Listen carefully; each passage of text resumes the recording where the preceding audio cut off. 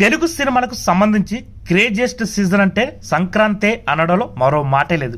Release అయ్యే సినిమాలకు మంచి టాక్ వస్తే మామూలుగా వచ్చే దాంతో పోలిస్తే 20-30% అదనపు వసూలు వస్తాయి. అలా వైకుంఠపురంలో వాల్తేరు వీరే లాంటి సినిమాలు వాటి స్థాయిని మించి వసూలు మోత మోగించాయంటే అందుకు కారణం ఈ సినిమాలు సంక్రాంతికి రిలీజ్ కావడమే. అందుకే ఈ పండగకి సినిమాలను రిలీజ్ చేయడానికి నిర్మాతలు పోటీ పడుతుంటారు. చాలా ముందు నుంచే బెర్తులు కూడా బుక్ చేసుకుంటుంటారు. అయితే సంక్రాంతికి హిట్ టాక్ వస్తే అదనపు వసూలు రావడం నిజమే.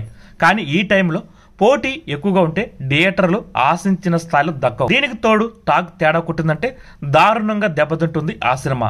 అందరూ పాజిటివ్ యాంగిలే చూస్తున్నారు తప్ప ఈ నెగిటివ్ కోణాన్ని ఎవరు పట్టించుకోవడం లేదు. ఒకే వీకెండ్ లో మామూలుగా 4 క్రేజ్ ఉన్న సినిమాలకు థియేటర్లు సర్దుబాటు చేయడమే చాలా కష్టమవుతుంది.